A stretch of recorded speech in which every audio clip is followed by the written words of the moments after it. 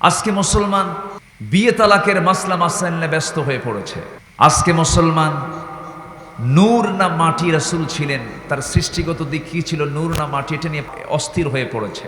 আজকে মুসলমান আমিন আসতে বলা, জোরে বলা, এরপরে হাত নাভিতে বাঁধা, বুকে বাঁধা, এটা নিয়ে আজকে মুসলমান গবেষণা করে অস্থির হয়ে পড়েছে। আমরা ঠিক সেই সময় একত্রিত হয়েছি যে সময় গোটা পৃথিবীর 2 শতাধিক রাষ্ট্রের ভিতরে হাতে গোনা 2-1টা ছাড়া গোটা পৃথিবীর কোথাও আমার আল্লাহ তাআলার বিধান, আল্লাহ তাআলার আইনে সমাজ রাষ্ট্র যে চলতে হবে, এমন কোন জায়গা কি পৃথিবীতে কোথাও আছে? নাই। অথচ আল্লাহ রাব্বুল আলামিন এই কিতাবটা দিয়েছেন শুধু ব্যক্তি পরিচালনার জন্য নয়। আল্লাহ তাআলা এই কোরআন নামক এই কিতাব দিয়েছেন ব্যক্তি, সমাজ, পরিবার, রাষ্ট্র পরিচালনা করার জন্য।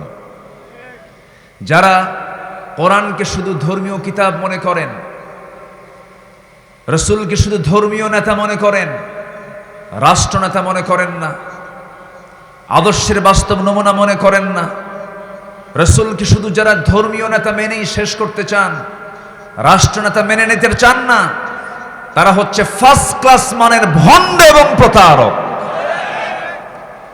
রাসূলকে মানতে হবে আদর্শের দিক থেকে একদিকে না সব দিকে? আসতে বলবেন, একদিকে না সব দিকে? সব দিকে। আজকে যদি রাসূলের আদর্শকে সামনে রেখে যদি নেতৃত্ব গড়ে উঠত, দুর্নীতির মহড়া আজকে আমাদের দেখা লাগতো না। চিন্তা করেন, ছাগল কেনে 15 লক্ষ টাকা দিয়া, আর গরু কেনে হলো 70 লাখ দিয়া। তাকে একজন রাজস্ব কর্মকর্তার ছেলে। এটা যখন প্রচার হয়ে গেছে, মিডিয়াতে এসেছে, তখন বাপ নিজে বলতেছে এটা আমার ছেলেই না। এই তো দুনিয়া, আখেরাত তো আসি নাই এখনো। সম্মানিত ভাইয়েরা, সম্মানিত বন্ধুগণ, এই যে অপকর্মগুলো আমরা চোখের সামনে লক্ষ্য করছি, এটার মূল কারণ হলো সমাজের নেতৃত্ব গড়ে উঠেছে চোর আর ডাকাতদের মাধ্যম দিয়া। সম্মানিত ভাইয়েরা, যারা ইমানদার হবে তারা কি বিবেকহীন হবে না বিবেকবান হবে? বিবেকবান হবে। আল্লাহ তাআলা বিবেকবানদেরকে লক্ষ্য করে কিছু কথা বলতেছেন সূরা রা'দের ভিতরে। আসুন ধীরে ধীরে আমরা মূল আলোচনার দিকে চলে যাচ্ছি। আজকে কথার এলোমেলো ভাব আমরা কিছু আলেমদের মধ্যে লক্ষ্য করি। কিছু কিছু আলোচক আছে মঞ্চে উঠে নাচানাচি করে, লাফালাফি করে, ওইদিকে গুরুর নাম হয়ে যায় তাহারি। কথা বোঝেন নাই? তাহলে এই সমস্ত প্রবলেমগুলো কিন্তু ছোটখাটো প্রবলেম নয়। মাথায় পাগড়ি আছে, মুখে দাড়ি আছে, তারাও মঞ্চে আসলে হাজার হাজার মানুষ আসে, কথাবার্তা মানুষ শোনে, তারাও কথাবার্তা বলেন। আমরাও আপনাকে সম্মান করি, অবশ্যই আপনি কথা বলবেন না কেন, বলেন, আপনার এলেম আছে। কিন্তু এটা অত্যন্ত লজ্জার বিষয় যখন তাকে বলা হলো আপনার গরুর নাম তাহেরি রাখছেন কেন, বলতেছে গরুটা খুব বেশি লাফালাফি করে। তো লাফালাফি করে তো কি হয়েছে, কি ও যেমন লাফায় ও তেমনই লাফায়, ও বোঝে না, শুনতেই চায় না, কথা মানতেই চায় না। সম্মানিত ভাইয়েরা, সম্মানিত বন্ধুগণ, এটা কিন্তু একটা বিপজ্জনক বিষয়। এই সমস্ত বিষয়ে আমাদের সতর্ক হওয়ার দরকার আছে না নাই? বলেন, আসতে বলবেন না, আছে না নাই? আচ্ছা, অপরদিকে আবার ঈদুল আজহা আসলো, পবিত্র ঈদুল আযহা আল্লাহ তাআলা জিলহজ মাসে দিয়েছেন, হজের মৌসুম এটা। এইদিকে আবার আমাদের বিভিন্ন সিনেপ্লেক্সে প্রচার হতে লাগলো এবারের পবিত্র ঈদুল আজহায় আসিতেছে তুফান। কি কথা কি বুঝতেছেন আপনারা? তুফান। সেই তুফানে কি একটা গায়রে মোহরেম, অর্থাৎ পর পুরুষ পর নারী, তারা অভিনয়ের মধ্য দিয়ে সিনেমা নির্মাণ করছে। লক্ষ লক্ষ মুসলমান পবিত্র ঈদুল আজহা উদযাপন করার জন্য সেই সিনেমা দেখতেছে। আলহামদুলিল্লাহ নাকি? জোরে কোন, আরো জোরে বলেন। আবার সিনেমা দেখে এসে যখন বলা হয় সিনেমা দেখলেন কেমন, মাশাআল্লাহ খুব ভালো হয়েছে, আলহামদুলিল্লাহ। চিন্তা করেন, তাহলে এই যে আমরা আচরণগুলো লক্ষ্য করছি, এই সিচুয়েশনগুলোর পিছনে, এই অবস্থার পিছনে একটা অবশ্যই ইসলাম বিরোধী শক্তি, অপশক্তি আছে না নাই? আসতে বলবেন না, আছে না নাই? আছে। একটা অপশক্তি কিন্তু কাজ করছে। সম্মানিত ভাইয়েরা, আমরা বিবেকহীন হতে চাই না, আমরা বিবেকবান হব। আমার আল্লাহর ভাষায় বিবেকবান কারা, এই বিষয়ে আমি কিছু কথা বলতে চাচ্ছি। 9টা বিষয়কে আল্লাহ তাআলা সামনে তুলে এনেছেন। বিবেকবান কারা, তোমরা আমার কাছ থেকে পরামর্শটা নাও। সূরা রাদের আল্লাহ তাআলা 20 নম্বর আয়াত থেকে বিবেকবান কারা তাদের পরিচয় একটা একটা করে আল্লাহ তাআলা তুলে ধরেছেন। আল্লাহ রাব্বুল আলামিন বলেন, আফামান ইয়ালামু আন্নামা উনজিলা ইলাইকা মির রাব্বিকাল হাক্কু কামান হুয়া আ'মা ইন্নামা ইয়াতাযাক্কারু ইল্লা উলুল আলবাব। জোরে বলুন আল্লাহু আকবার। الذين يوفون بعهد الله ولا ينقضون الميثاق والذين يصلون ما أمر الله به أن يوصل ويخشون ربهم ويخافون سوء الحساب। জোরে বলুন আল্লাহু আকবার। বিবেকবান কারা? কোন বিবেকহীন বান্দা জান্নাত পাবে না। যার মধ্যে বিবেক নাই, নিরপেক্ষ বিবেক যার মধ্যে কাজ করে না, কোনটা হালাল কোনটা হারাম, কোনটা ন্যায় কোনটা অন্যায়, কোনটা বৈধ কোনটা অবৈধ, কোনটা আমার জন্য জান্নাতের পথ কোনটা আমার জন্য জাহান্নামের পথ, এই বিষয়গুলো যে বান্দার কাছে স্পষ্ট নয়, সে বান্দা কখনো বিবেকবান হতে পারে না। আর বিবেকহীন বান্দা কখনো জান্নাত পাবে না। জান্নাত পাবে একমাত্র উলুল আলবাব, যারা বিবেকবান। ওই সমস্ত বিবেকবান লোকগুলোর জন্য আল্লাহ রাব্বুল আলামিন জান্নাত রেখে দিয়েছেন। এই বিবেকবান কারা? আল্লাহর ভাষা আমরা এই 9টা গুণ আমরা শিখে যাব আজকে। শুধু শেখার জন্য আমরা শুনবো না, নিজের জীবনে বাস্তবায়ন করার জন্য আমরা আজকে শুনে যাব। আল্লাহ রাব্বুল আলামিন বলছেন বিবেকবান কারা। আল্লাহ রাব্বুল আলামিন 1 নাম্বার বলছেন, আল্লাযীনা ইউফুনা বিআহদিল্লাহ। নাম্বার 1 হলো যারা আল্লাহর সাথে কৃত ওয়াদা যারা পূর্ণ করবে, অঙ্গীকারকে যারা পূর্ণ করবে। আল্লাহর সঙ্গে আমার কি ওয়াদা ছিল, আমি কি ওয়াদা করে এসেছি। আমরা তো 3 নম্বরের জগৎ অবস্থান করছি এখন। ইতিপূর্বে 2টা জগৎ আমরা পাড়ি দিয়েছি। নাম্বার 1 হলো আলমে আরওয়াহ পাড়ি দিয়েছি। এরপরে আমরা মার পেটের জগৎটা পাড়ি দিয়েছি। মার পেটের ভিতরে আমরা 9 থেকে 10 মাস ছিলাম। এটা একটা আলমে বুতুন, মার পেটের জগৎ। এই পেটের জগতে আমরা ছিলাম। এর আগে ছিলাম আলমে আরওয়াহে, ছিলাম রুহের জগতে ছিলাম। ওই রুহের জগতে আল্লাহ রাব্বুল আলামিন প্রত্যেক রুহকে প্রশ্ন করেছেন, আমাকেও প্রশ্ন করেছেন, আপনাকেও প্রশ্ন করেছেন, আলাস্তু বিরাব্বিকুম, আমি কি তোমার রব নই? সেই দিন আমরা বলেছি না না হা। কি বলেছি আমরা? না বলেছি না হা বলেছি? হ্যাঁ বলেছি। ক্বালু বালা, হ্যাঁ তুমি আমার রব। এই স্বীকৃতি, এই রুবুবিয়্যতের স্বীকৃতি আমি কিন্তু আলমে আরওয়াহে দিয়ে এসেছি। যদিও আমার এটা মনে নেই, কিন্তু আল্লাহ তাআলা আমার কাছ থেকে স্বীকৃতি আমার থেকে নিয়েছেন। আমাদের অনেক কিছুই মনে নাই। যেরকম মার পেটে ছিলাম মনে নেই, মার দুধ পান করেছি মনে নেই, কিন্তু মাকে কি বিশ্বাস করি না? বিশ্বাস করি। আমি মার দুধ পান করেছি 2 বছর, আমার মনে নেই, আমি দেখি নাই, শুধু শুনেছি হ্যাঁ এটা আমার মা, এই মার স্তন থেকে আমার দুধ কিসমতে জুটেছে, আমি শুনি বিশ্বাস করেছি। ঠিক তেমনি আমি যে আমার আল্লাহকে স্বীকার করে নিয়েছি, তুমি আমার রব। কোরআন বলে দিচ্ছে আলাস্তু বিরাব্বিকুম ক্বালু বালা, হ্যাঁ তুমি আমার রব। এই স্বীকৃতি আমি দিয়েছি, কোরআন তার প্রমাণ দিচ্ছে। অতএব এটাই 100% সত্য। স্বীকৃতি দিয়েছি কার কাছে? আল্লাহর কাছে। আমার যিনি রব, তিনি তো যোগ্য রব। রব তো তাকেই বলে যিনি সকল চাহিদা মেটাতে সক্ষম, তিনি হচ্ছেন আমার রব। আমার জহির ভাই এর আগে আমার পূর্বের রবের কিছু ব্যাখ্যা তিনি দিয়ে গেছেন, আমি এসে তার আলোচনাগুলো পার্শ্বে বসে শুনেছি। সম্মানিত ভাইয়েরা, রব তো তিনিই হবেন যিনি সকল প্রকার অযোগ্যতা থেকে যিনি মুক্ত, তিনি হচ্ছেন আমার রব। জোরে বলি আল্লাহু আকবার। তিনি কি পারেন না? তিনি সব কিছু পারেন। গোটা দেশ এখন একটা সাপে আতঙ্কিত। কি যেন সাপের নাম? Russell viper. এখন স্বপ্নেও দেখে এই যেন আমার খাটের কাছে যেন আসলো। সবার ভিতরে একটা টেনশন কাজ করছে যে রাসেল ভাইপার যেন কখন যেন আমার কাছে আসে। আমারে বললো একজন, হুজুর এই বিষয়ে না আপনি একটু কথা বলবেন। বললাম, সাপ আর কত বিষাক্ত রাসেল ভাইপার, তার চাইতে বিষাক্ত কিছু মানুষরূপী সাপগুলো আছে না নয়? অনেক ফেরেশতা চরিত্রে মানুষগুলোকে দুনিয়া থেকে বিদায় করে দেওয়া হয়েছে।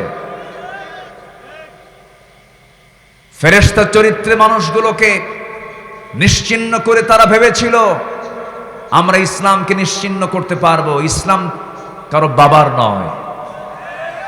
তবে একটা কথা মাথায় রাখবেন, এটা সত্য কথা, হাজার ভালো মানুষ বিদায়ী হলে যতটুকু না দেশ সমাজের ক্ষতি হয়, তার চাইতে বেশি ক্ষতি হয় হলো অযোগ্য ব্যক্তি যখন চেয়ারের নেতৃত্বে যখন বসে যায়।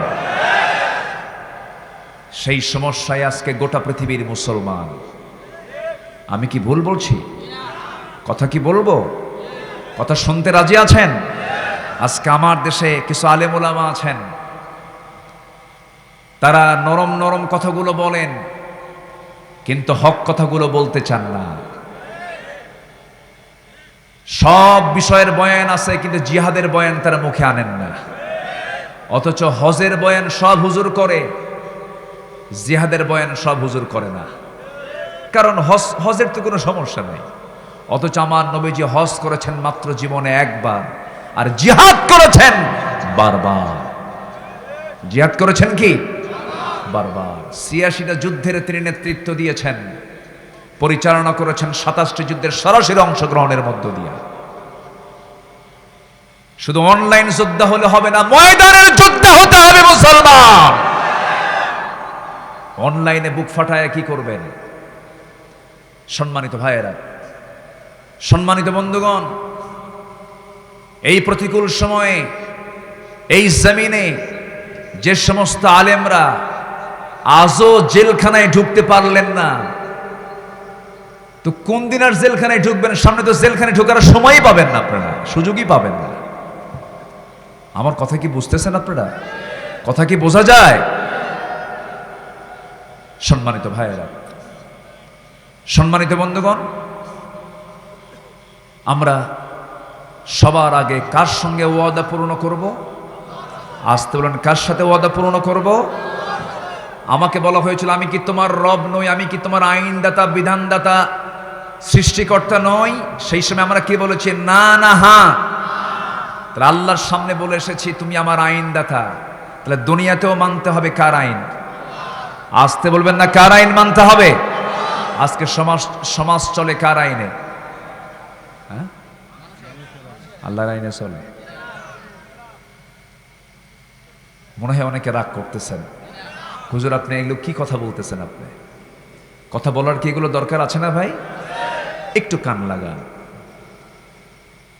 আমার বন্ধুগণ,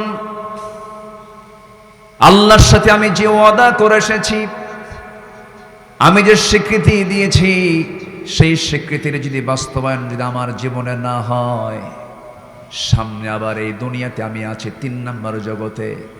আলমে আর ওয়াহ পার হয়েছি, আলমে বুতুন পার করেছি, আলমে জাহানে আছি।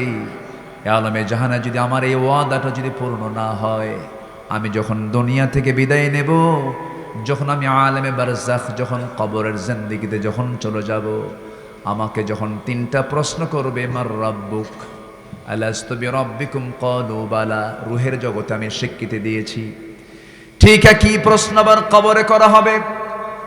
মার রাব্বুক, তোমার রব কি? তোমার আইনদাতাকে, তোমার বিধানদাতাকে?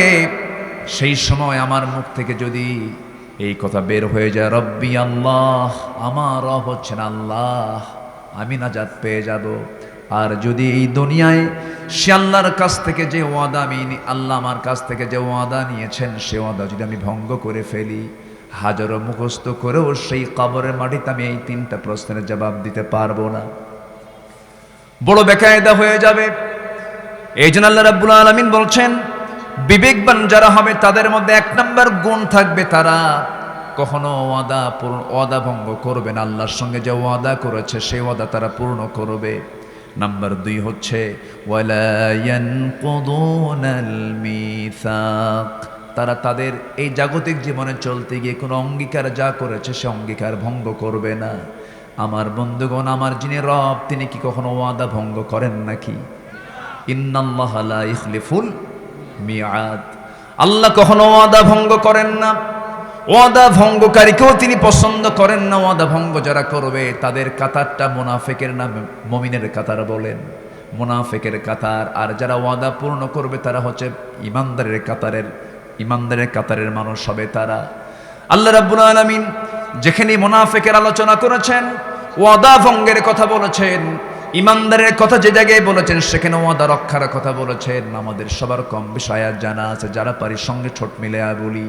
আল্লাহ রাব্বুল আলামিন সুন্দর করে বলছেন, ওয়াল্লাযীনা হুম লিআমানাতিহিম ওয়া আহদিহিম রাউন ওয়াল্লাযীনা হুম আলা সালাওয়াতিহিম ইউহাফিযুন উলাইকা হুমুল ওয়ারিসুন الذين يرثون الفردوس هم فيها خالدون। জোরে বলুন আল্লাহু আকবার।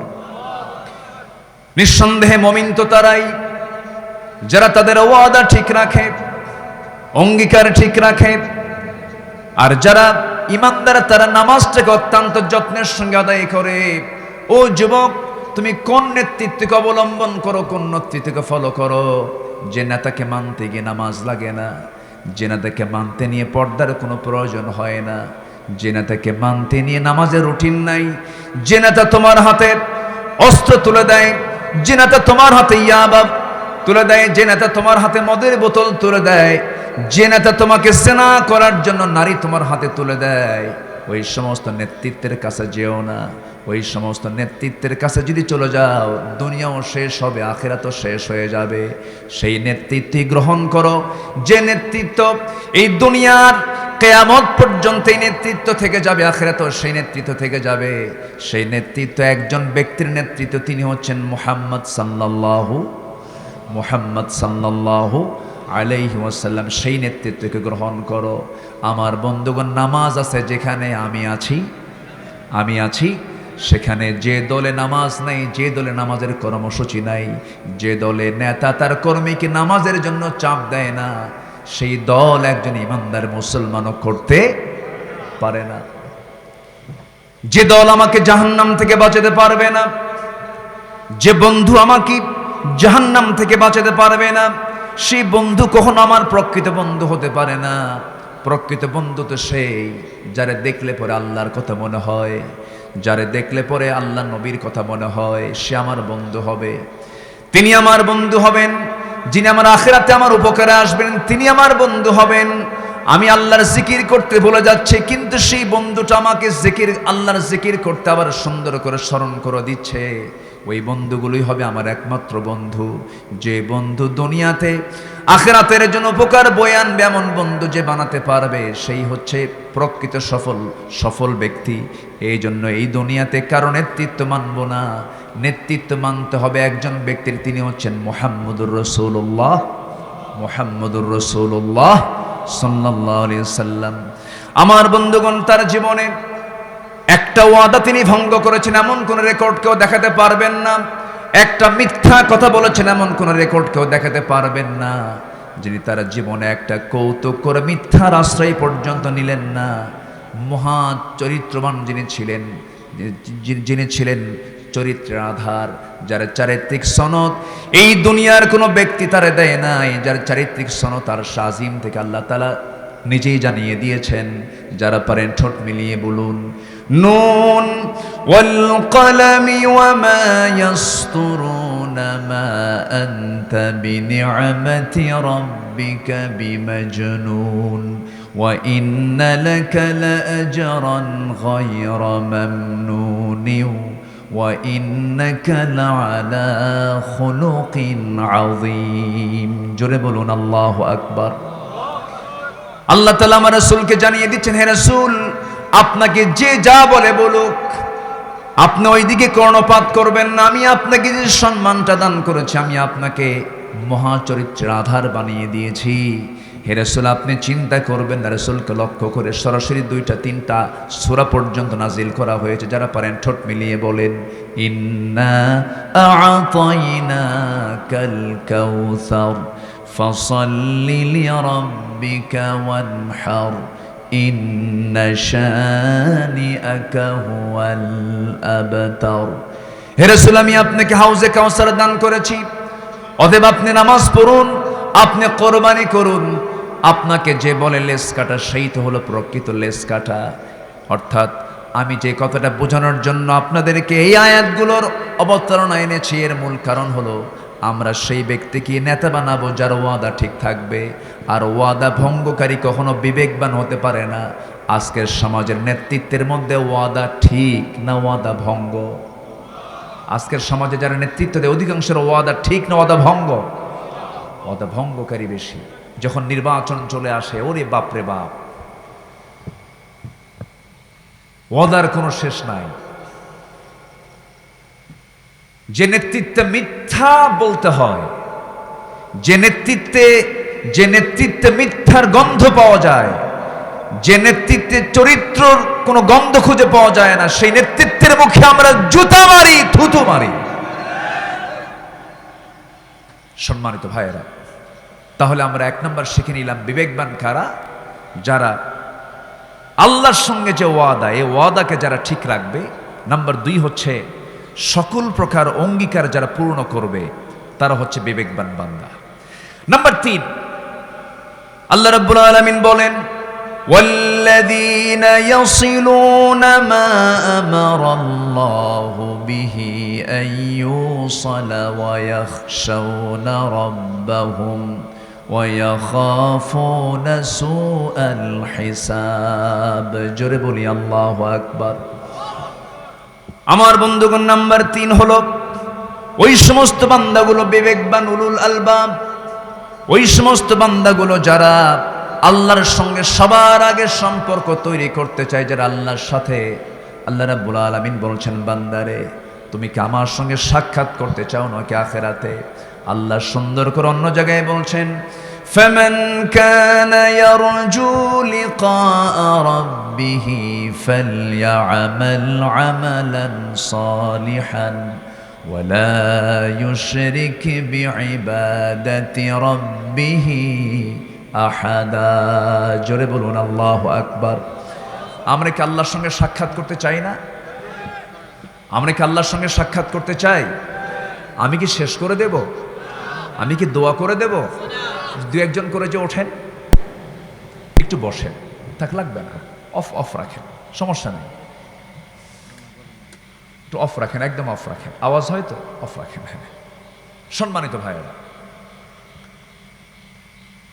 একদিন আল্লাহর সঙ্গে সাক্ষাৎ হবে, এতে কোনো সন্দেহ আছে কি?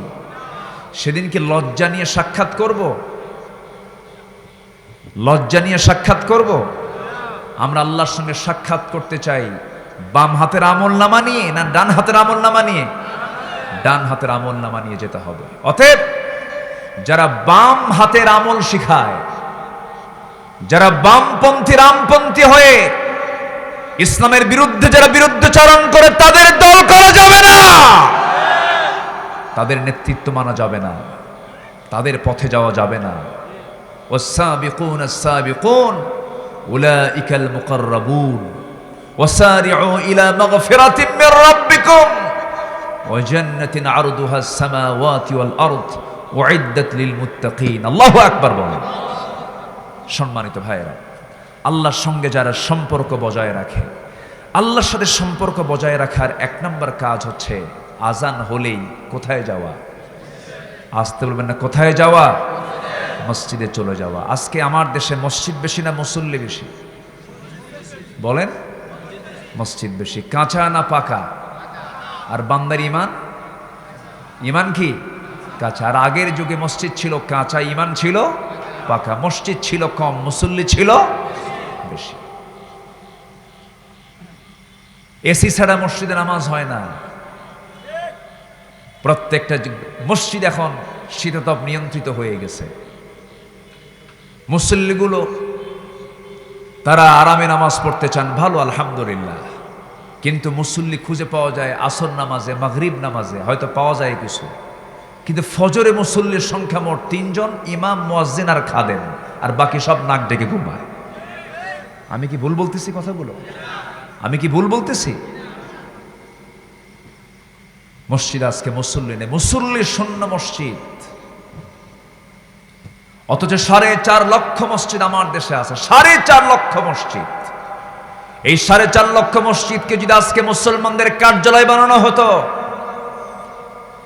সকল কিছুর সেন্টার যদি বানানো হতো, একটা বিপ্লব ঘটে যেত।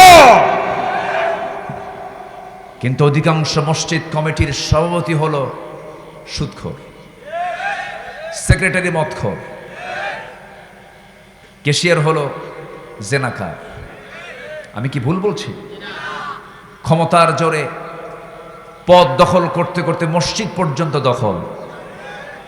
সভাপতি সুদ খায়, খতিব ওয়াজ করবেন কেমনে? ওয়াজ করা তো দারুণ কঠিন ব্যাপার। শুক্রবারে আলোচনার মাঝে হঠাৎ করে মুখ থেকে ফসকে একটা আয়াত বের হয়ে গেছে, লা তাকুলুর রিবা আদআফা মুদাআফা, চক্রাকারে সুদ খাইও না। তো এই আয়াত বলতে নিয়ে খতিব সাহেব কাজ পায় নাই। ওই আয়াত বলতেছে, অর্থ বলতেছে, আর সভাপতির চেহারার দিকে চেয়ে থেকে এই ওয়াজটা করতেছে। খুতবা শেষ, নামাজ শেষ, সভাপতি সুদখোর তেড়ে আসছে হুজুরের দিকে, এসে বলতেছে, হুজুর আপনি সুদের বিরুদ্ধে ওয়াজ করেছেন, ভালো, কোরআনেও আছে হাদিসও আছে সুদের বিরুদ্ধে কথা আসছে, আমার কোনো ক্লেম নেই, আপনি ওয়াজ করছেন ভালো কথা, আয়াতও বলছেন ভালো কথা, কিন্তু সুদের বিরুদ্ধে ওয়াজ করার সময় আপনি আমার দিকে সে থেকে ওয়াজ করলেন কেন? আমি কি ভুল বলছি? সম্মানিত ভাইয়েরা, উচিত ছিল প্রত্যেক মুসল্লির ওই সমস্ত সুদখোর, শরাবখোর, জেনাকার, ওই সমস্ত বেনামাজি, ওই সমস্ত নেতৃত্বে থাকা সবাইদেরকে কান ধরে নেতৃত্ব থেকে বের করে দেওয়া দরকার ছিল। আগে ওগুলো বাদ দাও, এরপরে নেতৃত্বে আসো। কিন্তু আমরাই তো কথা বলি না, আমরাই তো চুপ থাকি। অথচ আল্লাহ তাআলা বলছেন, কুনতুম খায়রা উম্মাতিন উখরিজাত লিন-নাস তা'মুরুনা বিল মা'রুফ ওয়া তানহাউনা আনিল মুনকার। তোমার দায়িত্ব হচ্ছে সৎ কাজের আদেশ দাও, সৎ কাজের বাধা দাও। অন্যায় কোনো কাজ হতে দেখছো, হাত দিয়ে মিটায়া দাও। ফাইল্লাম ইস্তাতি' ফাবিলিসানিহি, মুখ দিয়ে এটাকে প্রতিহত করো। মুখেরও শক্তি নাই, অন্তর দিয়ে ঘৃণা করো। আজকে মুসলমান হারাম দেখতে দেখতে আরাম হয়ে গেছে, কিচ্ছু বলে না। সম্মানিত ভাইয়েরা, ওই ঢাকাতে হাজারীবাগ একটা এলাকা আছে, ট্যানারি এলাকা। সেই ট্যানারি এলাকায় এক বেচারি তার মেয়েকে বিয়ে দিয়েছে।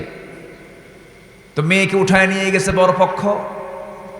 তো স্বামীর ঘরে যাওয়ার পর ওই ট্যানারির পাশে বাড়ি থাকার কারণে প্রচন্ড দুর্গন্ধ, ওই দুর্গন্ধের থাকতে পারতেছে না। বাপকে ফোন দিয়ে বলে, আব্বা এমন জায়গায় বিয়ে দিলা, আমার পেট তো খাবার দিয়ে ভরাবো কখন, গন্ধ দিয়ে ভরে গেছে, আমি থাকতে পারতেছি না, তুমি আমার এখান থেকে নিয়ে যাও। বাপ বলে, মা নতুন বিয়ে হয়েছে, কষ্ট করে কয়েকটা দিন থাকো, এরপরে তোমাকে নিয়ে আসবো। 2 সপ্তাহ যাওয়ার পর মেয়ের বাবা মেয়েকে ফোন দিয়ে বলে, মা আমি তোমাকে নিতে আসতেছি, তুমি প্রস্তুত হও, আমি আসতেছি। আব্বা আপনার আসতে হবে না, এই গন্ধই আমার কাছে এখন সুগন্ধ মনে হচ্ছে। মানে কি? ওই দুর্গন্ধটার মাঝে থাকতে থাকতে দুর্গন্ধই তার কাছে সুগন্ধ হয়ে গেছে। আজকে সমাজে সুদ চলে, ইমানদার কথা বলে না। আজকে সমাজে জেনা চলে, ইমানদার কথা বলে না। আজকে ঈদের দিনে যে অপ্রীতিকর ঘটনাগুলো ঘটে শহর অঞ্চলে, মুসলমান চেয়ে থাকে, কেউ প্রতিবাদের ভাষা উচ্চারণ করে না। ঈদের দিন সারা বছর বোরকা পরে, ঈদের দিন আর বিয়ের অনুষ্ঠানে বোরকা থাকে? বোরকা থাকে? অথচ ঈদের দিন আর বিয়ের দিন বোরকা পরা দরকার কম না বেশি? বেশি। ঈদের দিন অনেকে আছে আবার নিজের বউটাকে সুন্দর করে সাজায় নেয়, একদম মাথা থেকে পা পর্যন্ত সাজায় নিয়ে বউকে দোতলায় রাখে আর স্বামী থাকে নিচতলা, মানে R15। যুবকরা টের পাচ্ছ কি আমার কথাগুলো? R15 এর পিছনের সিট হলো দোতলা, বউকে উঠায় নেয় আর ও থাকে নিচতলায়। গোটা কুমিল্লা নগরী ঘুরে ঘুরে বেড়ায় আর বলে, দেখো আমার বউটা দেখতে কেমন। দিন শেষে বিকেলবেলা লাল লিপস্টিক লাগাইয়া ছবি টবি তুইলা ফেসবুকে পোস্ট দিয়া বলে, ফেসবুকের প্রিয় বন্ধুরা আসুন আমার বউটাকে সবাই মিলে জামাতের সাথে দেখি। যেরকম নাউজুবিল্লাহ। বউ দেখানো কিছু স্বামী আছে না নাই? বউ কি অন্যকে দেখানোর জন্য? বউ কি অন্যের সম্পদ, জাতীয় সম্পদ না নিজের সম্পদ? নিজের সম্পদ। আজকে নোংরামি দেখতে দেখতে আমাদের চোখে এটা যেন মানানসই হয়ে গেছে, কিন্তু না, ইমানদার এগুলো কখনো মেনে নিতে পারে। সম্মানিত ভাইয়েরা, আমরা সম্পর্ক গড়ব নাম্বার 3 কার সাথে? নামাজ ছাড়া না নামাজের সাথে? নামাজের সাথে। নামাজটা আমরা পড়ব, আজান যখন হয়ে যাবে সব কাজ ফেলে যখন বান্দা যখন ফজরের সময় হাদিসে আসছে, যদি কোনো বান্দা নামাজ দিয়া যদি কোনো বান্দা ফজর নামাজ এবং এশার নামাজ যদি বা জামাতের সঙ্গে আদায় করতে পারে, সহিহ হাদিসে এসেছে আমার রাসূল বলেছেন গোটা রাত কিয়ামুল লাইল করলে যে সওয়াবটা হবে সেই সমান পরিমাণ সওয়াব আল্লাহ রাব্বুল আলামিন তার আমলনামায় দিয়ে দেন। আল্লাহর সঙ্গে সম্পর্ক গড়ার 1 নাম্বার মাধ্যম হলো নামাজ। আল্লাহ রাব্বুল আলামিন বলেন, ওয়াস্তাঈনু বিস-সাবরি ওয়াস-সালাহ ইন্নাল্লাহা মা'আস-সাবিরিন قد أفلح المؤمنون الذين هم في صلاتهم خاشعون। নামাজের ব্যাপারে আল্লাহ রাব্বুল আলামিন একবার বলেন নাই, বারবার বলেছেন। আমার রাসূল নামাজের ব্যাপারে বারবার বলেছেন। নবীজির শেষ কথাই ছিল নামাজ। এই দুনিয়া থেকে রাসূল যখন দুনিয়া থেকে বিদায় নেবেন, পরিবার নিয়ে কোনো কথা বলেন নাই, অন্য কোনো বিষয় নিয়ে কোনো কথা বলেন নাই। আমার নবী উম্মতের জন্য সর্বশেষ যে লাস্ট মেসেজটা দিয়ে গেছেন, বান্দা আল্লাহর সঙ্গে সম্পর্ক সুন্দর যদি গড়তে চাও নামাজের দিকটা খেয়াল রাখবে। আমার নবীজির জীবনে বিশ্ব নবীর জায়গা থেকেও 1 ওয়াক্ত নামাজ কাজা করেছেন এমন কোন রেকর্ড তার জীবনে নাই। 1 ওয়াক্ত নামাজ তিনি কখনো কাজা করেন নাই। নামাজের ব্যাপারে খুব যত্নবান তিনি ছিলেন। নামাজের ব্যাপারে তিনি সবসময় খেয়াল রাখতেন। নামাজের ব্যাপারে তিনি প্রশ্ন করতেন। আমার নবী দুনিয়া থেকে যখন বিদায় নেবেন, সর্বশেষ কথা আম্মা জান আয়েশা বর্ণিত হাদিস, রাসূল নামাজের বয়ানটা করে দুনিয়া থেকে বিদায় নিয়েছেন। আমার নবীজি এই দুনিয়াতে 63 বছর 9 ঘন্টা জীবিত ছিলেন। 40 বছর বয়সে তিনি নবুয়ত পেলেন।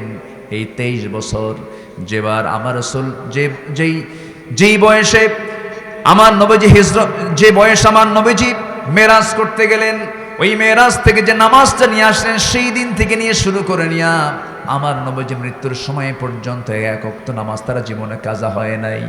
সাহাবায়ে কেরামদের সঙ্গে দেখা হলে নামাজের ব্যাপারে সবচাইতে বেশি তাকিদ দিতেন, সবচেয়ে বেশি গুরুত্ব দিতেন। জিহাদের ময়দানে সাহাবায়ে কেরাম যুদ্ধে গেছে, নামাজের প্রসঙ্গ আগে তুলতেন। আমার নবীজি 63 বছর 9 ঘন্টা জীবিত ছিলেন। নবীজি দুনিয়া থেকে বিদায় নেবেন। আম্মা জান আয়েশা বর্ণিত হাদিস, আমার রাসূল যখন মারা যাবেন, মৃত্যুর পূর্ব মুহূর্তে আমার রাসূল আমার ঘরটাকে পছন্দ করলেন। নবীজি আমার ঘরে এসে দরজায় কড়াঘাত করলেন, দরজায় নক করলেন, দরজা খুলে দিলাম। নবীজি ভিতরে ঢুকিয়ে বলছেন, আয়েশা শরীরটা আমার ভালো যাচ্ছে না, মনে হয় বাঁচবো না, দুনিয়া থেকে বিদায় নিয়ে নেব। আমার মাথায় প্রচন্ড ব্যথা করছে, প্রচন্ড জ্বর, প্রচন্ড কাঁপুনি শুরু হয়েছে। আয়েশা দেখো তো আমার মাথায় একটু পানি ঢেলে দেওয়া যায় নাকি? আম্মা জান আয়েশা সিদ্দিকা রাদিয়াল্লাহু তাআলা আনহা রাসূলকে শোয়া দিলেন, উরুতে মাথা রাখলেন, মাথায় পানি ঢেলে দিলেন। নবীজির জ্বর একটু কমে গেল, মাথা ব্যথা একটু কমে গেল। সঙ্গে সঙ্গে কালো বেলাল আজান দেওয়া শুরু করেছেন। আমার নবীজি গা জড়া দিয়ে দাঁড়াতে উদ্যত হচ্ছেন। দাঁড়ানোর জন্য চেষ্টা করছেন। যখন তিনি খাড়া হয়ে গেছেন, মাথা চক্কর মেরে পড়ে যেতে নিচ্ছেন, আম্মা জান আয়েশা তিনি সেই সময় ধরে বলছেন, ইয়া রাসূলুল্লাহি, আপনি চাচ্ছেন মসজিদে গিয়ে নামাজ পড়াতে, আপনার শরীর তেলাও করছে না, মনে হয় আপনি জামাতে নামাজ পড়তে পারবেন না। রাসূল বলছেন, আয়েশা রে, বেলাল তো আযান দিল, আমি যদি মসজিদে না যাই কেমন হয়, কিন্তু শরীর তো পারছে না, নামাজের সময় তো হয়ে যাচ্ছে। ওরে আমার আয়েশা, তুমি আমার প্রিয় সাহাবী আবু বকরকে বলে দাও, জানিয়ে দাও, আজান যখন হয়ে গেছে নির্দিষ্ট সময় নামাজটা হওয়া দরকার, আমার মুসাল্লায় অন্য কেউ দাঁড়াবে না, আমার মুসাল্লায় যেন আমার আবু বকর দাঁড়ায়া আমার দায়িত্ব পালন করে নাই। জোরে বলি সুবহানাল্লাহ। আমার নবীজি এমন কথা যখন জানিয়ে দিলেন, নামাজের সময় হয়ে গেছি, আমার নবীজির অপেক্ষার প্রহর গুনছেন সাহাবীরা। মসজিদে নববীর ভিতরে সাহাবায়ে কেরাম নামাজের জন্য দাঁড়ায় গেছেন, কিন্তু নবীর মুসাল্লায় নবী নাই। সময় হয়ে গেছে, ওয়াক্ত হয়ে গেছে। ইন্নাস সালাতা কানাত আলাল মুমিনিনা কিতাবাম মাওকুতা, সময় মতো নামাজ। আমার নবীজির সময় মতো হাজির হন নাই। আমার নবীর মুসাল্লায় যখন ইমামকে তারা চেঞ্জ দেখলেন, আমার নবীর মুসাল্লায় যখন সাইয়েদনা আবু বকর যখন দাঁড়িয়েছেন, হাউমাউ করে সাহাবীদের মধ্যে কান্নার রোল পড়ে গেছে। সাহাবীরা কান্দে, আমার নবীজির কানেই কান্নার আওয়াজটা চলে গেল। রাসূল বলছেন, আয়েশা রে, আমার সাহাবীরা কান্দে কেন, কি হয়েছে, আমাকে একটু ধরো তো। ধরা হলো। নবীজি তার হুজরাখানার জানালা দিয়া ফাঁকা দিয়া নামাজের দৃশ্যটা দেখা শুরু করলেন। সাইয়েদনা আবু বকর নামাজ শুরু করে দিয়েছেন, রুকু করছেন, সেজদা দিচ্ছেন, সাহাবায়ে কেরাম কান্না করছেন নামাজের ভিতরেই। আমার নবীজি এই নামাজের দৃশ্যগুলো দেখছিলেন, রুকু দেখছেন, সেজদা দেখতেছেন, কিন্তু আমার নবীজির কোনো আওয়াজ নাই, কিন্তু চোখের কোনা বেয়ে বেয়ে টপ টপ করে পানি পড়া শুরু হয়ে গেছে, কান্নাকাটি করছেন রাসূল। আম্মা জান আয়েশা আমার নবীজির সেই চোখের পানিটা আস্তে করে মুছে মুছে দিচ্ছেন। গালের পানি দাড়ি পর্যন্ত ভেজে যাচ্ছে, চোখের পানি দিয়া দুই হাত দিয়ে মুছে মুছে দেন আর বলেন, ইয়া রাসূলুল্লাহি, আপনি কাঁদেন কেন? আপনার তো কান্না করার কথা নয়, আপনার সাহাবীর আল্লাহর হক আদায় করছে, আল্লাহর সঙ্গে সম্পর্ক করার চেষ্টা করছে। আল্লাযীনা ইয়াসিলুনা মা আমারাল্লাহু বিআন ইউসাল, তারা নামাজে আল্লাহর হক আদায় করছে, আপনি কেন কাঁদতেছেন? আপনার কান্না করার তো কথা নয়। রাসূল বলছেন, আয়েশা রে, মানুষ কান্দে দুটো সময়, সবচেয়ে বেশি মানুষ কান্নাকাটি করে, একটা হলো চরম আনন্দের সময়, আরেকটা হলো চরম দুঃখের সময়। আল্লাহর কসম করে বলি, আমার দুঃখের কান্না আজকে আমি কাঁদি না, আমি কাঁদতেছি আমার চরম আনন্দের কান্নার জন্য, চরম আনন্দে আমি কাঁদতেছি আজকে। ওরে আয়েশা, এই যে আজকে আমার সাহাবীরা স্বাধীনভাবে সুন্দর করে নামাজ পড়তে পারছে, কি সুন্দর করে রুকু করছে, সেজদা দিচ্ছে। আমি যখন মক্কার বাসিন্দা ছিলাম, নামাজে দাঁড়ায় গেছি, নামাজ পড়তে দেয় নাই, রুকুতে চলে গেছি। সহিহ বুখারীর বর্ণনা, আমার রাসূল যখন রুকুতে চলে গেছেন, ওই সমস্ত কাফের মুশরিকরা পচা নারী ফুরি, উটের পচা নারী ফুরি নবীজির পিঠে চাপায়া দিয়েছে। আমার নবীজি মুখ থুবড়ে পড়ে গেছেন। ফাতিমা রাদিয়াল্লাহু আনহা তার পিঠ থেকে সেই আবর্জনাগুলো, নারী ফুরিগুলো টান মেরে বের করে সেখান থেকে তাকে জীবিত উদ্ধার করেছেন।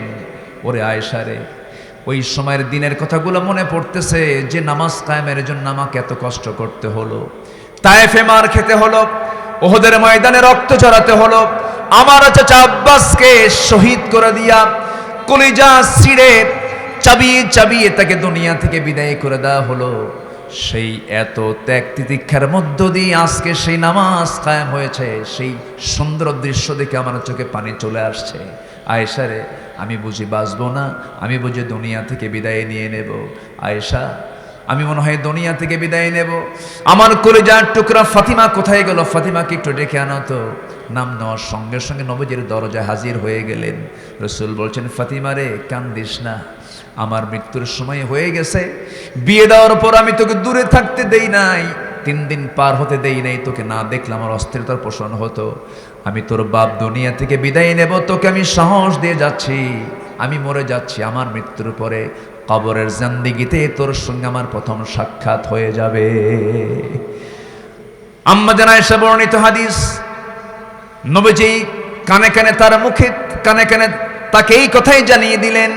এরপরে বলছেন, আয়েশা রে, দুনিয়া থেকে মনে হয় আমি বিদায় হয়ে যাচ্ছি। আয়েশা, দুনিয়া থেকে বিদায় নেব, আমি যে কোনো মুহূর্তে দুনিয়া থেকে বিদায় নিয়ে যাচ্ছি। আয়েশা, তোমাকে আমি একটা লাস্ট মেসেজ জানিয়ে দিচ্ছি আয়েশা, আমি দুনিয়া থেকে বিদায় হলে আমার উম্মতকে সর্বশেষ একটা মেসেজ দিয়ে দিবা, আসসালাতু আসসালাতাইমা মালাকাত আইমানুকুম। আমার উম্মতরা আল্লাহর সঙ্গে সম্পর্ক যদি রাখতে চায়, নামাজ যেন কখনো না বাদ দেয়, তারা যেন অন্তত 5 ওয়াক্ত নামাজটা পড়ে। জোরে বলি আল্লাহু আকবার। সেই সম্পর্ক করার জন্য 5 ওয়াক্ত নামাজকে সবাই পড়তে রাজি আছি? সবাইকে পড়তে রাজি আছি? 5 ওয়াক্ত নামাজ পড়বেন কারা কারা একটু হাত তুলে দেখান দেখি। জোরে বলি ইয়া আল্লাহ, আরো জোরে বলি ইয়া আল্লাহ, আরো জোরে বলি ইয়া আল্লাহ। আমাদেরকে 5 ওয়াক্ত সালাত আদায় করার তৌফিক তুমি আল্লাহ দিয়া দাও। জোরে বলি আল্লাহুম্মা আমিন, জোরে বলি আমিন, জোরে বলি আমিন। নাম্বার 4, বিবেকবান কারা? যাদের মধ্যে 9টা গুণ আছে। কয়টা গুণ আছে বলেন তো? কোন সূরা বলতেছে? কোন সূরা? সূরাতুর রাআদ, সূরাতুর রাআদ।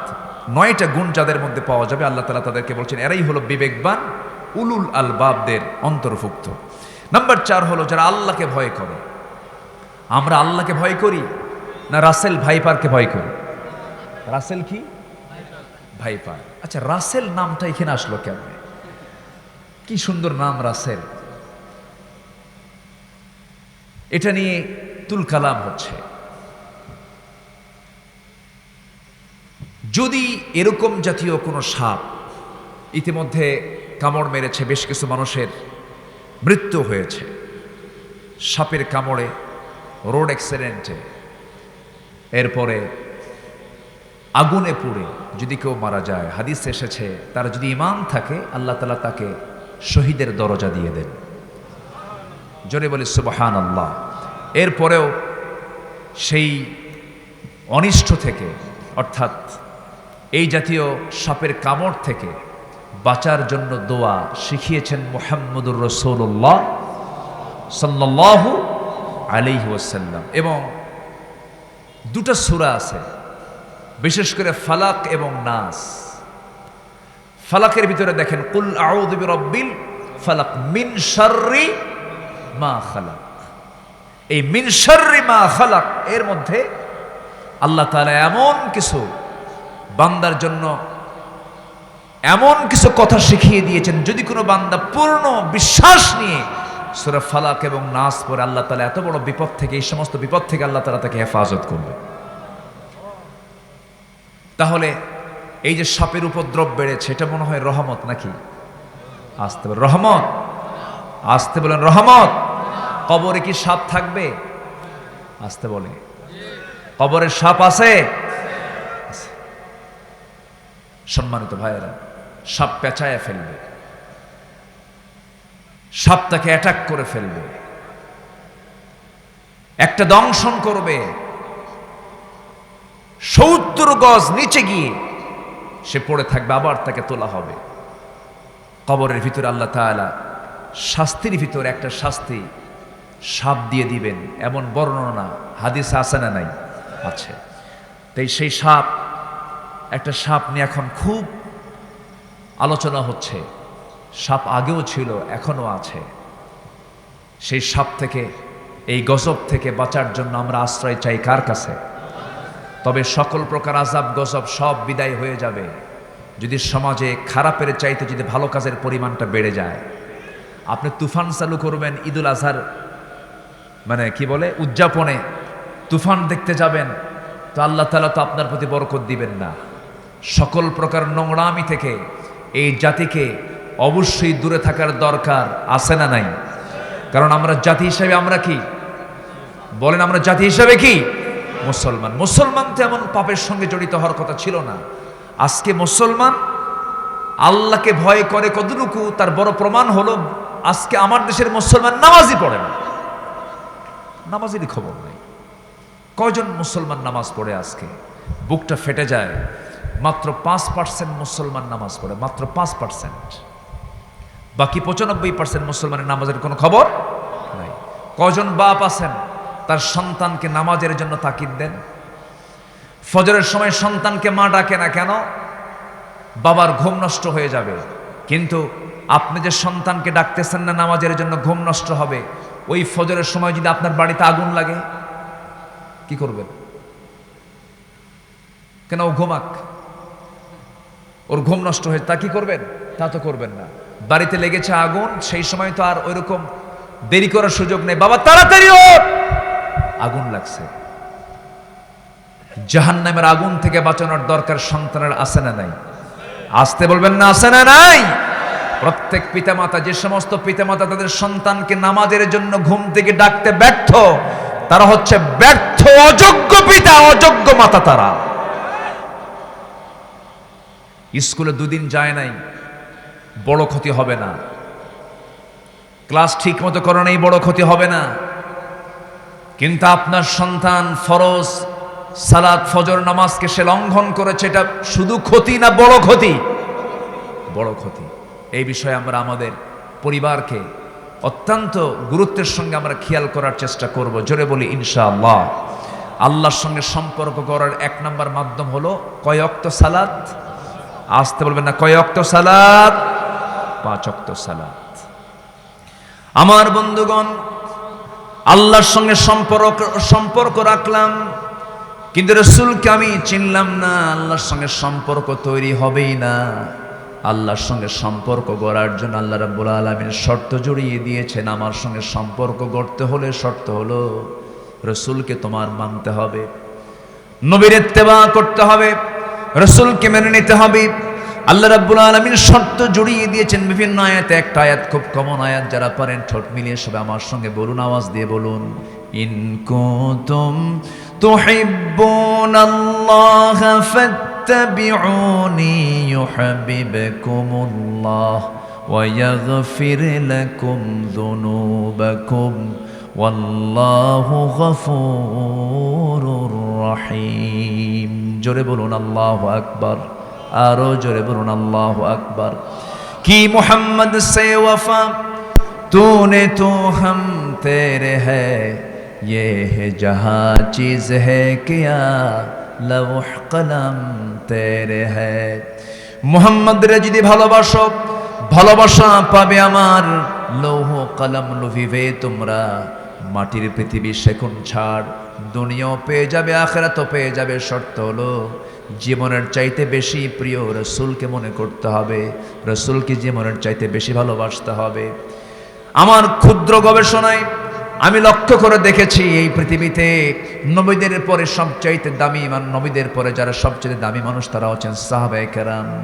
আমার নবীর পরে স্থান হলো সাহাবীদের স্থান। কিয়ামত পর্যন্ত আবু বকরের মতো সমান মর্যাদার মানুষ আর পৃথিবীতে আসবে না, ওমরের মতো দামি মানুষ আসবে না, আলীর মতো দামি মানুষ আসবে না, ওসমান জিন্নুরাইনের মতো দামি মানুষ আসবে না। কারণ আল্লাহ তাআলা তাদেরকে যে সম্মানটা দিয়েছেন, এই সম্মান বৃদ্ধির যতগুলো দিক এবং যতগুলো কারণ আছে, এর মধ্যে এক নাম্বার কারণ হলো ওই সমস্ত সাহাবীরা সত্যি সত্যি তারা জীবনের চাইতে রাসূলকে বেশি মোহাব্বত করেছেন। জোরে বলি সুবহানাল্লাহ। সেই মোহাব্বতের দরকার প্রত্যেকটা মুমিন হৃদয়ে আছে না নাই? বলেন, প্রত্যেকটা মুমিন হৃদয়ে দরকার আছে না নাই? আছে। প্রত্যেকটা মুমিন হৃদয়ে নবীর মোহাব্বতটা অগ্রাধিকারে দিতে হবে। আল্লাহ রাব্বুল আলামিন বলছেন, বান্দা আমাকে তুমি সরাসরি পাবে না, ভায়া লাগবে, মাধ্যম লাগবে, রাসূলকে লাগবে, রাসূল হয়ে আমাকে মোহাব্বত করতে হবে। আল্লাহ রাব্বুল আলামিন সূরা মায়েদার 55 নম্বর আয়াত আরো স্পষ্ট করে বলছেন, ইন্নামা ওয়ালিয়ুকুমুল্লাহু ওয়া রাসূলুহু والذين آمنوا الذين يقيمون الصلاة ويؤتون الزكاة وهم راكعون ومن يتول الله ورسوله والذين آمنوا فإن حزب الله هم الغالبون। জোরে বলুন আল্লাহু আকবার। তোমাদের জীবনে ইমানদাররা, তোমাদের জীবনে বন্ধু হবে তিনজন। এক নাম্বার হচ্ছেন আল্লাহ রাব্বুল আলামিন, নাম্বার 2 হচ্ছেন জনাবে মুহাম্মদুর রাসূলুল্লাহ সাল্লাল্লাহু আলাইহি সাল্লাম, নাম্বার 3 হচ্ছেন যারা হলো ইমানদার, তারা হচ্ছে তোমাদের বন্ধু হবে। 2 নাম্বার মুহাব্বতের পাত্র হবেন মুহাম্মদ সাল্লাল্লাহু আলাইহি ওয়াসাল্লাম। আমার বন্ধুগণ, কে না জানেন ইতিহাসগুলো, একজন সাহাবীর নাম হচ্ছে তালহা ইবনে উবাইদুল্লাহ রাদিয়াল্লাহু তাআলা আনহু।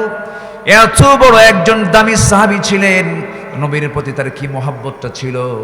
আমার নবী উহুদের ময়দানে যখন কাফিরদের দ্বারা আক্রান্ত হয়ে আমার নবীজি উপর হয়ে যখন উহুদের ময়দানে একটা গর্তের মধ্যে যখন উপর হয়ে পড়ে অবস্থায় ছিলেন, চতুর্দিকে গুজব রটে গেছে রাসূল দুনিয়া থেকে বিদায় নিয়েছেন। এমন সময় একজন সাহাবী রাসূলকে তন্ন তন্ন করে খুঁজে খুঁজে বের করলেন।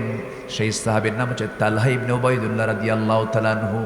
রাসূলকে দেখতে পেলেন তিনি উপর হয়ে পড়ে আছেন রক্তাক্ত অবস্থায়। ওই অবস্থায় কি করলেন? তরবারি হাত থেকে ফেলে দিলেন, যুদ্ধ করা ভুলে গেলেন। নবীর মহব্বতে দৌড় মেরে গিয়ে রাসূলকে সেই জায়গা থেকে কোলে তুলে নিলেন, বুকের মধ্যে জড়ে ধরে নিলেন।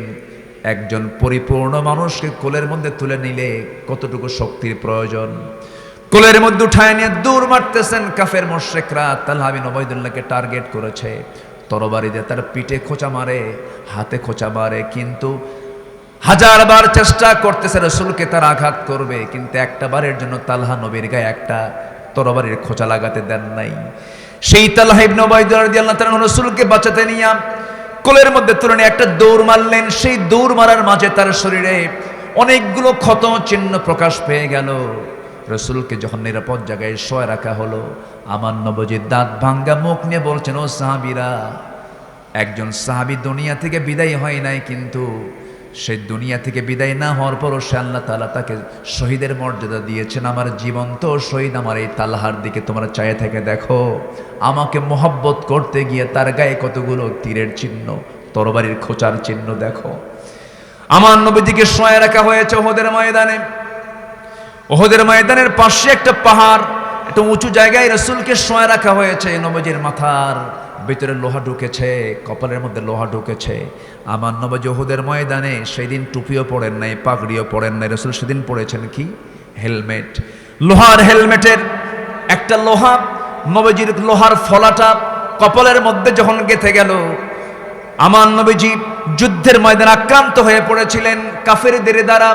রাসূলকে লক্ষ্য করে যখন পাথর মারছিল, একটা পাথর যখন নবীজির কপালে এসে লাগলো, হেলমেটের চিকন লোহার ফলা সেই হেলমেট থেকে বের হয়ে নবীজির কপালের মধ্যে গেঁথে গেল।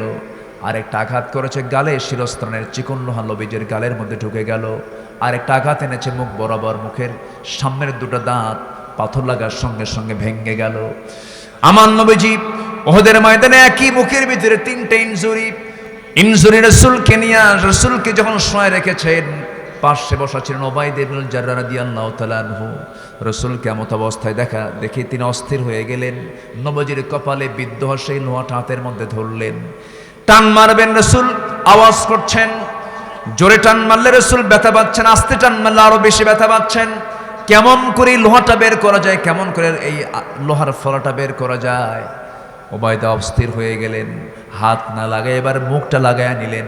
মুখটা লাগায় নিয়া নবীজির কপালে বিদ্ধ লোহাটা মুখের সঙ্গে লাগায় নিয়ে, দাঁতের সঙ্গে লাগায় নিয়া আস্তে টান মারলেন। নবীজির কষ্ট হবে মনে করে এমন জোরে টান মারলেন, এক টানে লোহা বের হয়ে আসলো। কিন্তু দেখা গেল উবাইদার সামনের দুটো দাঁত ভেঙে পড়ে গেছে। আমার নবীজি বলছেন, উবাইদা রে, আস্তে টান দিলে তোমার দাঁত তো ভাঙতো না, অযথা জোরে টান দেওয়ার কি দরকারটা ছিল? উবাইদা বলছেন, হুজুর আল্লাহর কসম করে বলি, আমার দাঁত কেন, আপনার জীবন রক্ষার্থে যদি আমার কলিজাও যদি ছেড়ে দিতে হয় রাজি আছি, তবু আমি আমার জীবনের চাইতে আমি আপনাকে সব চাইতে বেশি ভালোবাসি। জোরে বলেন সুবহানাল্লাহ। আমার নবীজি লোহায় কপাল আক্রান্ত হয়েছে, রক্তগুলো গড়ে গড়ে পড়তেছে। শিরস্ত্রাণের লোহাটা গাল থেকে টান মেরে বের করতেছেন, ফিনকি দিয়ে রক্তগুলো পড়তেছিল।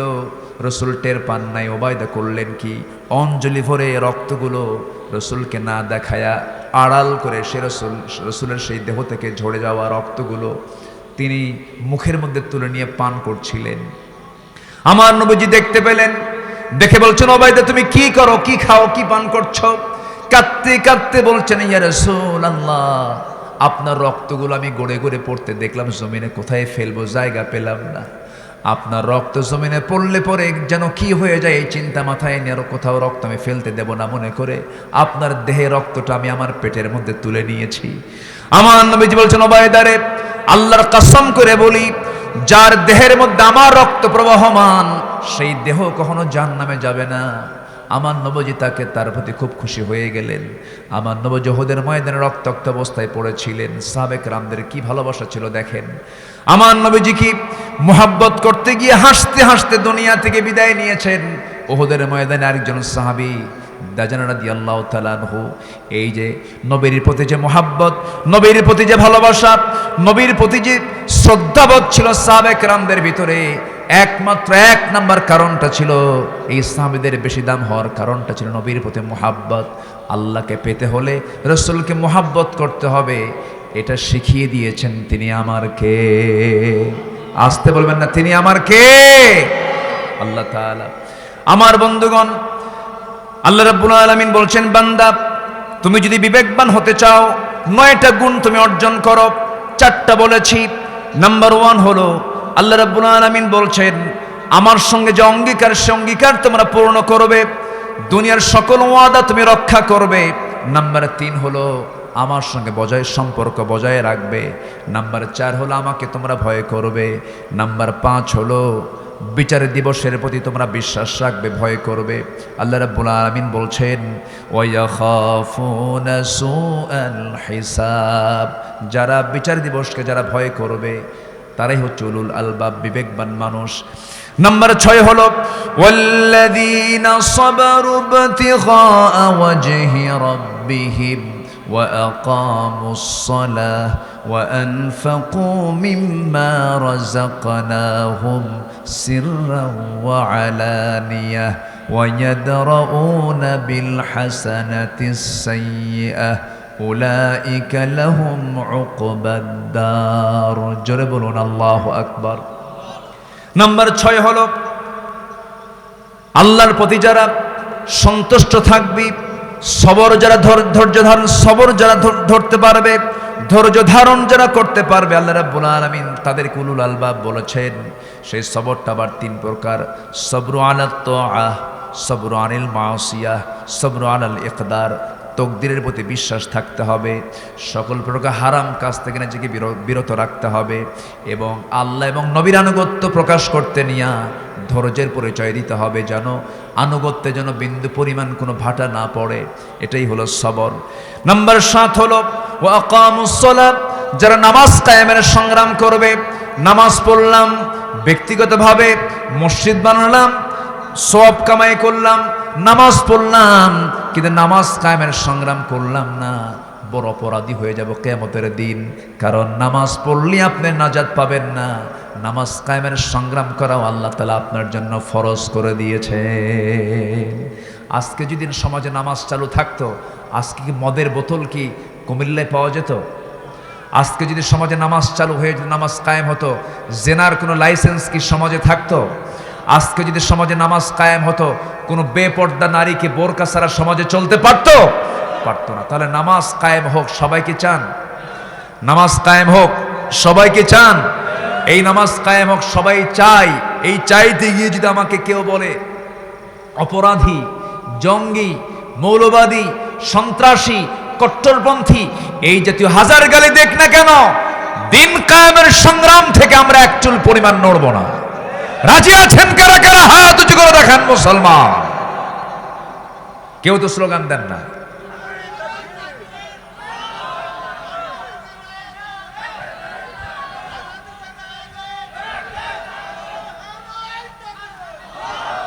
নারায়ে তাকবীর।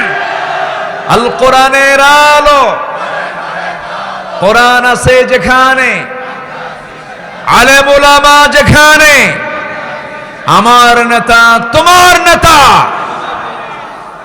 সব সমস্যার সমাধান আল্লাহ জাতিকে বোঝার তৌফিক দান করুন।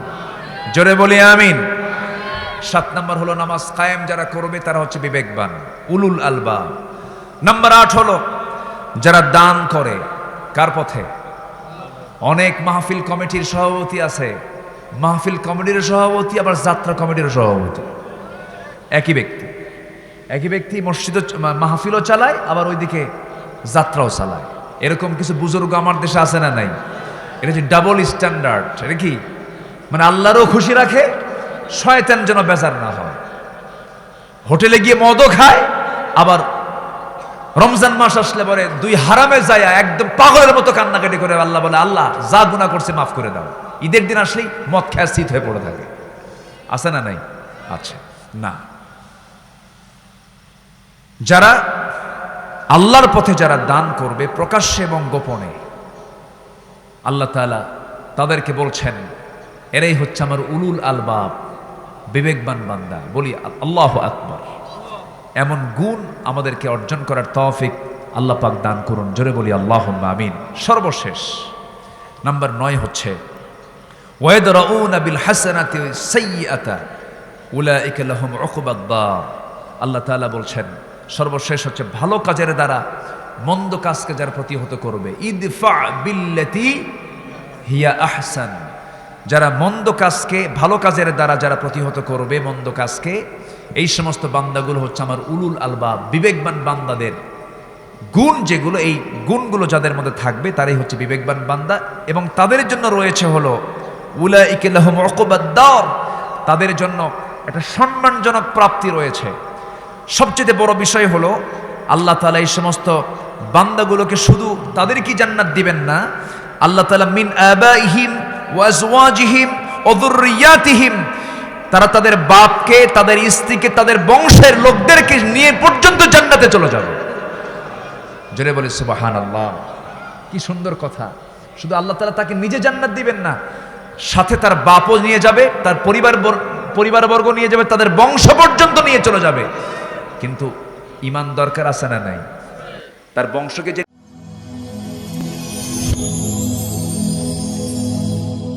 Rose TV 24. Enjoy by listening to the Holy Quran.